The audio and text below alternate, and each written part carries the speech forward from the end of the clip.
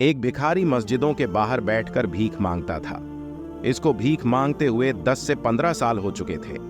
ये मस्जिदों के बाहर बैठकर कहता कि कोई है जो अल्लाह के नाम पर मुझे 10 रुपए देता जाए, ये गरीब उसे दुआ देगा। कुछ लोग इसके पास से भीख बगैर दिए गुजर जाते तो कुछ लोगों को रहम आता तो वह इसे भीख देकर चले जाते थे। एक अंग्रेज को काफी शौक था। ये पुराने किलों पर जाकर मुख्तलिफ चीजों का मुआयना करता था, पर इसका इस्लाम से दूर दूर तक वास्ता नहीं था। ये एक ईसाई बंदा था। इसको घूमने फिरने का काफी शौक था। यह दूसरे मुल्कों में घूमने के लिए जाता रहता था। एक बार यह अंग्रेज यात्रा करते हुए एक मुल्क में आ पहुंचा। इसने यहां आकर सोचा कि इस बार मुसलमानों की मस्जिदों का मुआयना किया जाए, जिससे मेरे इल्म में इजाफा हो सके। फिर ये अंग्रेज मस्जिदों का मुआयना करने लगा। ये मस्जिदों का मुआयना करते हुए इसी मस्जिद के दरवाजे पर आ पहुंचा, जहां पर वही फकीर रोज की तरह बैठा कह रहा था कि कोई है जो मुझे अल्लाह के नाम पर 10 रुपए दे, यह गरीब आपको दुआ देगा। अंग्रेज ने अपने ट्रांसलेटर से पूछा कि यह बंदा क्या कह रहा है, तो उसके ट्रांसलेटर ने अंग्रेज को बताया कि यह बंदा अल्लाह के नाम पर कह रहा है, कोई है जो मुझे 10 रुपए दे जिससे मैं अपना गुजारा कर पाऊंगा। अंग्रेज ने इसकी बात सुनकर अनसुनी कर दी और सीधा मस्जिद के अंदर चला गया। कुछ देर तक वह मस्जिद का मुआयना करता रहा। यह मस्जिद की खूबसूरती देखकर काफी प्रभावित हुआ। फिर यह मस्जिद के बाहर निकल आया तो यह भिखारी वहां पर वैसे ही मौजूद बैठा था जैसे उसने पहले देखा था। दोबारा वो भिखारी अपने वही अल्फाज कह रहा था कि है कोई बंदा जो मुझे अल्लाह के नाम पर 10 रुपए दे।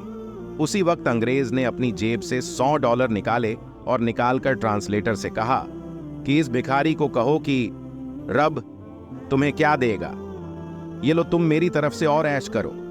इसके ट्रांसलेटर ने भिखारी से कहा कि अंग्रेज ने तुम्हें $100 दिए हैं और वह कह रहा है तुम्हें रब क्या देगा, ये लो तुम मेरी तरफ से और ऐश करो। भिखारी ने कहा कि इस अंग्रेज से कहो कि मैं मांग तो अपने रब से रहा था और उसने मेरी दुआ इस अंग्रेज के जरिए पूरी कर दी जिसको जरिया बनाकर भेजा है।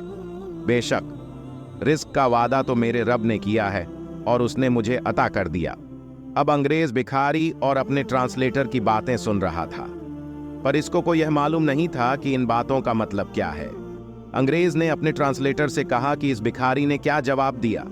इसके ट्रांसलेटर ने कहा कि भिखारी कह रहा है कि मैं मांग तो अपने रब से रहा था और उसने तुम्हें जरिया बनाकर मेरी मांग पूरी कर दी और तुम्हारे जरिए मेरे रब ने मुझे अता कर दिया। अब यह बात अंग्रेज के दिल पर जाकर लगी। अब अंग्रेज दिल ही दिल में सोचने लगा कि बात तो भिखारी की बिल्कुल ठीक है। उसकी मांग तो पूरी जैसी भी हुई है, पूरी तो हो गई है। यह मांग तो अपने रब से रहा था, पर मेरे जरिए इसके रब ने इसकी मांग पूरी कर दी है। ये अंग्रेज फिर वहां से चला आया।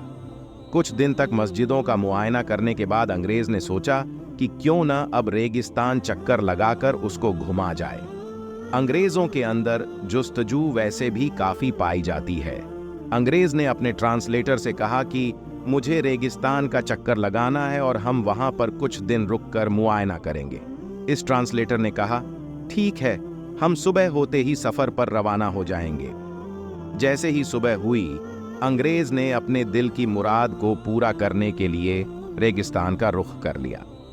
अब अंग्रेज और इसका ट्रांसलेटर ये दोनों रेगिस्तान के अंदर पहुंच गए। अंग्रेज ने रेगिस्तान के अंदर आकर कैंप लगा लिया। 1-2 दिन यहां पर मुआयना करने के बाद इसकी दिलचस्पी और बढ़ गई। ये अपने साथ 2 दिन का सामान लाए थे। इनके पास सब पानी और सामान खत्म हो रहा था। अंग्रेज ने अपने ट्रांसलेटर से कहा कि हमारे पास जो भी सामान बाकी था वह खत्म हो चुका है, लेकिन मेरा दिल नहीं मान रहा है वापस जाने को। मैं यहां पर कुछ दिन और रुकना चाहता हूं। तुम एक काम करो, शहर जाकर सामान ले आओ, क्योंकि हमारे पास आज तक का सामान और पानी बचा है। कहीं ये ना हो यह भी खत्म हो जाए। इसका ट्रांसलेटर रेगिस्तान से रवाना होकर शहर की तरफ चला गया। 3 से 4 घंटे गुजर जाने के बाद भी उसका ट्रांसलेटर वापस नहीं आया। अब ऊपर से मौसम काफी खराब होने लग गया था। जब रेगिस्तान के अंदर रेत का तूफान आता है तो इंसान पूरी तरह से उसके अंदर दफन हो सकता है और पता तक नहीं चलता कि इंसान कहां गायब हो गया। अब कुछ ही देर में ऊपर से गिरदो गुब्बार उठा और उसने पूरी तरह से अंग्रेज के कैंप को उखाड़ डाला। अंग्रेज भी खुद को बचते बचाते हुए वहां से रेगिस्तान के अंदर खो गया। ऊपर से तूफान काफी तेज हो चुका था। अब अंग्रेज को न तो कोई बंदा दिखाई दे रहा था, न ही कोई बंधे की भूख, क्योंकि तूफान पूरी तरह से तबाही ला चुका था। 1 से 2 घंटे बाद तूफान थम गया। अब अंग्रेज को यह मालूम नहीं था कि ये कहां पर मौजूद है। ये 2 से 3 फीट रेत के अंदर दब चुका था। इसने किसी तरह करके खुद को रेत से बाहर निकाला, पर इसकी सांसें फूल रही थीं। पर इसने हिम्मत नहीं हारी और खुद को वहां से निकाल लिया। रात काफी गहरी हो चुकी थी। ना ही अब इसके ट्रांसलेटर को पता था कि अंग्रेज कहां है, क्योंकि अब ट्रांसलेटर वहां पर आ भी नहीं सकता था। पहले से ही तूफान ने इतनी तबाही मचा रखी थी। अंग्रेज को अब पूरा अंदाजा हो चुका था कि इसकी मौत के अलावा अब कोई और सहारा नहीं बचा, क्योंकि अब इसको काफी शदीद प्यास ने आ घेरा और इसके पास न तो पानी था और ना ही कुछ खाने पीने को, क्योंकि इसका कैंप तूफान की वजह से सैकड़ों मील दूर जा चुका था। अब इसे एक ही चीज दिखाई दे रही थी और वह थी मौत। कहते हैं, जब इंसान बुरे वक्त में फंस जाता है और इसे कोई दूसरा रास्ता दिखाई नहीं देता तो फिर वो रब की तरफ मुंह करता है। अब अंग्रेज ने सोचा कि मैंने जिस वक्त उस भिखारी को पैसे दिए थे, उस भिखारी की दुआ कबूल हो गई और मैं उसको पैसे देने का जरिया बना। अब देखता हूं कि उस भिखारी का रब मुझे बचाता है या नहीं।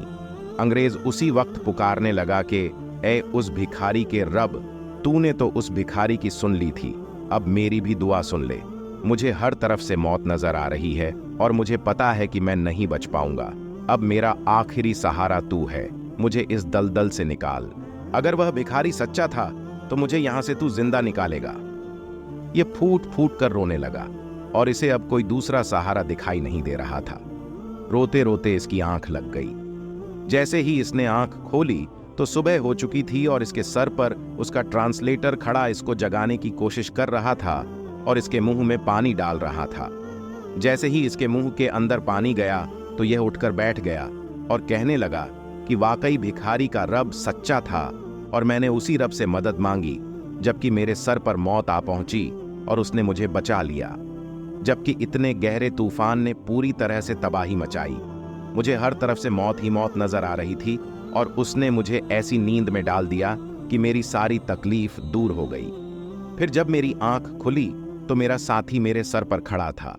बिलाशक भिखारी का रब वही है जो सबका रब है। फिर अंग्रेज ने इस्लाम की दावत कबूल कर ली और इस्लाम के रास्ते पर आ गया। बिलाशक परवरदिगार तो वह है जो हजारों मीटर समंदर की गहराई के नीचे लाखों पत्थर मौजूद हों और उसके नीचे एक कीड़ा भी रहता है, तो मेरा रब इस तक भी रिज्क पहुंचाता है।